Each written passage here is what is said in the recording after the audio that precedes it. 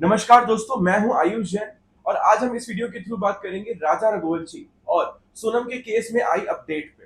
तो सबसे most important बात जो इस केस में सामने आई है वो है 2 जून को मिली राजा रघुवंशी की डेड बॉडी, क्योंकि आज उनका पोस्टमार्टम रिपोर्ट सबके सामने आ गया और आते ही बहुत सारे रहस्य, बहुत सारी कहानियां इस पोस्टमार्टम रिपोर्ट के थ्रू मिलती है।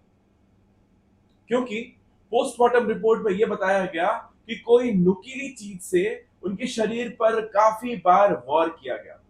ये जो वार किया गया ये दांव था। ये वही दांव है जिसके थ्रू राजा रघुवंशी की बॉडी पर कई बार वार किया गया। और पोस्टमार्टम रिपोर्ट के अकॉर्डिंगली जो दांव मिली है ये दांव बिल्कुल ब्रांड न्यू है, मानो किसी ने ऑलरेडी प्लान कर रखा था कि भाई ये मर्डर किस तरीके से मुझे प्लान करनी है। क्योंकि अगर कोई रेगुलर आदमी जो यूजुअली ऐसा कुछ करता हो वो नया दांव लेकर कभी भी इस तरह के मर्डर्स को अंजाम नहीं देगा। साथ ही साथ जहां पर राजा रघुवंशी की बॉडी मिली थी उसी जगह पर एक रेनकोट मिलता है। एक रेनकोट जो बगल में रखा हुआ था और एक रेनकोट जो राजा रघुवंशी ने पहन रखी थी। राजा रघुवंशी के रेनकोट का ब्रांड और जो रेनकोट बगल में रखी हुई थी उन दोनों का रेनकोट का ब्रांड बिल्कुल सेम है। तो ये माना जा रहा है कि शायद ये रेनकोट सोनम की हो सकती है। पर सोचने वाली बात ये भी है कि अगर ये रेनकोट सोनम का है तो सोनम अपना रेनकोट उतार कर गई तो गई कहां? क्योंकि वहां पर तो बहुत तेज बारिश हो रही है। बारिश में बिना रेनकोट के सोनम गई कहां? और अगर इनके साथ कुछ गलत हुआ है तो आसपास के एरियाज में भी पुलिस ने खोजबीन शुरू कर दी है। लेकिन सोचने वाली बात अगेन ये है कि 2 दिन से खोजबीन चालू है पर अभी तक उनका पता नहीं चल पाया है। अब मुख्यतः 3 तरह की बातें इस केस में आती है समझ में। सबसे पहला कि या तो ये मर्डर है, अगर ये मर्डर नहीं है तो फिर तो ये किडनैप है, या फिर अगर ये किडनैपिंग भी नहीं है तो शायद ये रॉबरी हो सकती है। तो एक एक करके तीनों केस के बारे में समझते हैं। अब केस 1 से चालू करते हैं कि अगर ये केस मर्डर से रिलेटेड है तो मर्डर तो बिल्कुल कह सकते हैं, क्योंकि जहां पर स्कूटी खड़ी थी वहां से 25 किलोमीटर आगे जाकर राजा रघुवंशी की बॉडी मिलती है। लेकिन 25 किलोमीटर भी वहां नहीं था, उससे भी काफी नीचे जाकर राजा रघुवंशी की बॉडी मिली है, यानी कि एक तरह से खाई में। लेकिन ये खाई में बॉडी गिरी नहीं, बॉडी में वार किया गया है, यानी कि नीचे ले जाकर उसे मारा गया। यानी कि ये केस तो मर्डर का हो सकता है। पर ये मर्डर क्यों किया गया? और अगर ये मर्डर सच में था तो ऐसी क्या दुश्मनी थी उस दुश्मन के साथ जो इसने राजा रघुवंशी को ही मारा और लड़की की बॉडी तक अभी नहीं मिली। इवन लड़की कहां पर है और किस हालत में है इसका भी पता किसी को नहीं चल पाया है। तो एक तरह से ये मर्डर हो भी सकती है, लेकिन क्योंकि दोनों नहीं मिल पाए तो शायद एक तरह से मर्डर नहीं भी हो सकती है। अगर ये मर्डर का केस नहीं है तो केस नंबर 2 यानी कि हो सकता है ये किडनैपिंग हो। लेकिन अगर किडनैपिंग होती तो अभी तक फिरौती की डिमांड हो चुकी होती। या तो राजा रघुवंशी के घर वाले से डिमांड की जाती या फिर सोनम के घर वाले यानी कि मायके को भी फिरौती की डिमांड गई होती। बट अभी तक कोई भी फिरौती की डिमांड नहीं गई है। और अगर किडनैपिंग होती तो मारने का तो कोई सेंस ही नहीं बनता था, वो भी नए दाव से। अगर मारा गया है तो मर्डर है, लेकिन फिरौती नहीं मांगा गया तो किडनैपिंग तो बिल्कुल भी नहीं है।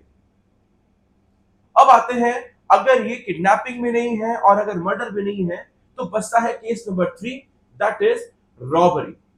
अब ये केस बिल्कुल रॉबरी का हो सकता है, क्योंकि जहां पर राजा रघुवंशी जी की बॉडी मिली है उनकी बॉडी से सोने की चेन, रिंग, ब्रेसलेट, वॉलेट ये सब कुछ गायब है।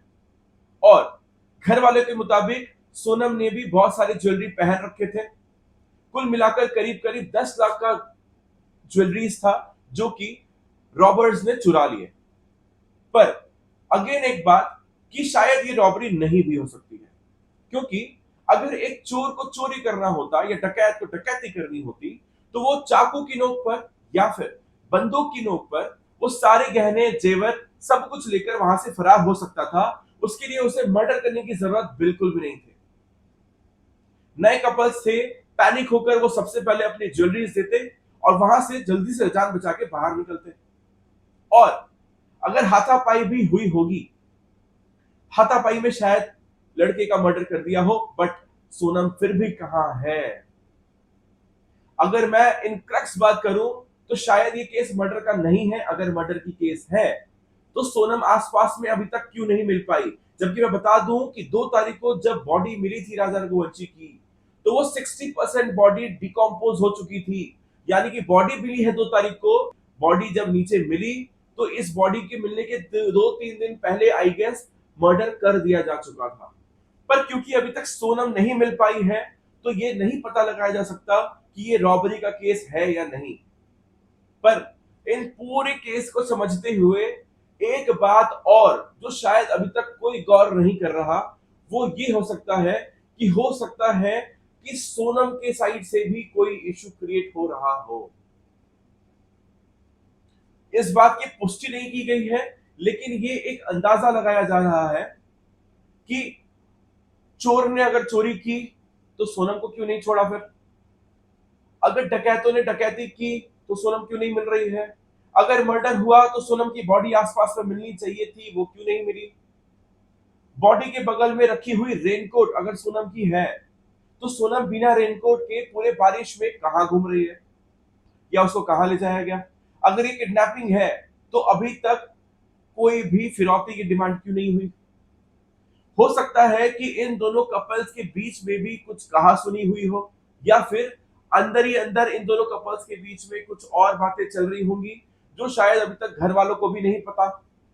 या फिर सोनम की साइड से कुछ ऐसा हथकंडा अपनाया गया जिसकी वजह से सोनम तो लापता हो गई, लेकिन उसके पति की लाश मिल जाती है। बाकी एक्चुअल में रियलिटी तो तभी पता चलेगी जब केस का पूरा पूरा खुलासा होता है, और वो खुलासा तभी हो पाएगा जब सोनम सही सलामत सबको मिल जाती है। तो बाकी सजेशन में मैं ये दूंगा कि एक बार एक ट्रिगर पॉइंट सोनम की तरफ रखकर भी चेक किया जाए, ताकि ये पता चले कि क्या सोनम के साइड से चल रहा था। सोनम के मायके वाले से अगर बात किया जाए तो शायद कुछ इंफॉर्मेशन वहां से भी निकल के आ सकती है। क्योंकि अगर नए दाव से वॉर किया गया है, दैट सिंपली मीन्स कि ये पूरा मर्डर प्लान्ड था। एक लोकल रॉबर, या फिर एक डकैत, या फिर किडनैपर, या फिर मर्डरर कभी भी नए हथियार लेकर वॉर करने नहीं आएगा। वो वॉर करने नए हथियार लेकर तभी आएगा जब उसको पता है कि भाई आगे जाकर मेरे ऊपर क्वेश्चन अराइज हो सकता है, या फिर पुलिस छानबीन स्टार्ट कर सकती है, या फिर वो एक सीरियल किलर या फिर एक पेशे से मर्डरर नहीं है।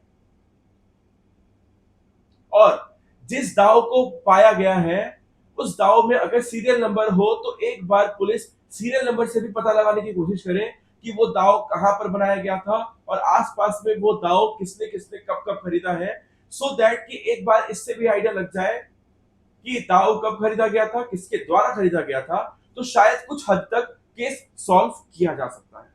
बाकी इस केस के आगे का अपडेट तो तभी दे पाऊंगा जब इस केस में कुछ नया अपडेट मुझे मिलता है। तो अगर आपको ये वीडियो अच्छी लगी हो तो मेरे चैनल को सब्सक्राइब करिएगा, और मैं आगे की अपडेट्स भी इसी वीडियो के थ्रू आगे देता रहूंगा। मिलते हैं नेक्स्ट वीडियो में, तब तक के लिए बाय।